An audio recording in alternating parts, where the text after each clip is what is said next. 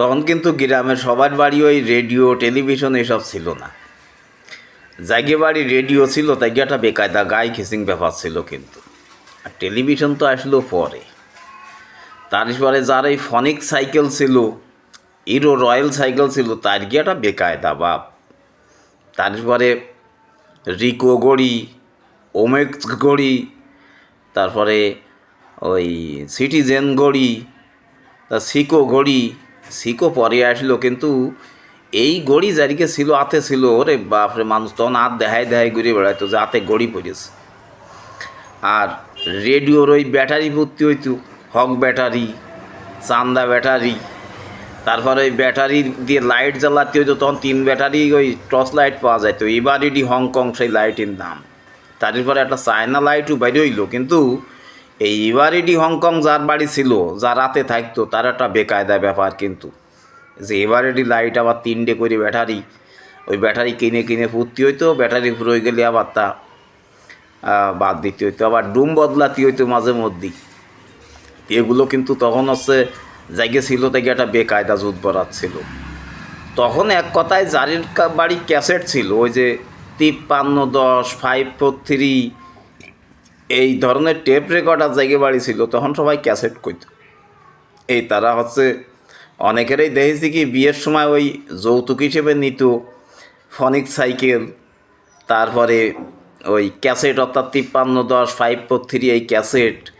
তা আবার ওই সাইকেলের রডে বাইন দিয়ে ব্যাটারি জুলোই নিয়ে, তো ওই আলাদা ব্যাটারি পাওয়া যেত তখন, ওই ব্যাটারি বাইন দিয়ে নিয়ে পেছনে বৌরি বসাই নিয়ে সাইকেল চালায় শ্বশুরবাড়ি চলেছে, আসে রূপবানের গান শুনতে শুনতে।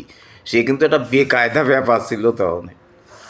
আর গ্রামের বাড়ি তখন জায়গা বাড়ি প্রথম টেলিভিশন আসলো, আমি সেই সময়ের কথা করছি, আমাকে বাড়ি ছিল টেলিভিশন। টেলিভিশনে যেদিন হচ্ছে ওই তথাপি নাটক হইতো, তারপরে এই সব দিন রাত্রি এই নাটক হইতো, রূপনগর নাটক হইতো। সেদিন সন্ধ্যের পরেতে মনে করেন যে উঠোনে লোক আর লোক, উঠোনে সবাই ওই বিছে লিপাইতে নিয়ে বসে পড়তো। আর ওই টেলিভিশন খাটায় দেওয়া হয়তো হাইত নেই, ওখানে একান টুলির পরে রেখে খাটায় দেওয়া হইতো। তা আবার ওই যখন ওই অ্যাডভার্টাইজ দিত, তখনই কিন্তু ওই বন্ধ করে দিতে হইতো, কারণ তো তা তো ব্যাটারি দিয়ে চলতো।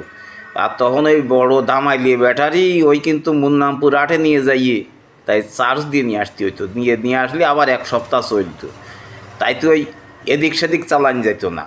আর সেই বড়ো এরিয়াল ছিল, বাঁশের মাথায় টাঙায় থুতে হইতো, উপরে টাঙায় থুইয়ে তাঁতি করে মোটামুটি কথা, ওই ছবি না আসলে আবার তা ঘুরোই ঘুরোই দেখতে হইতো, একজন ঘুরোইতো আর একজন দেখতো। এইবার যতক্ষণ ঠিক না হইতো ততক্ষণ কিন্তু ওই বাঁশ ঘুরোতে হইতো।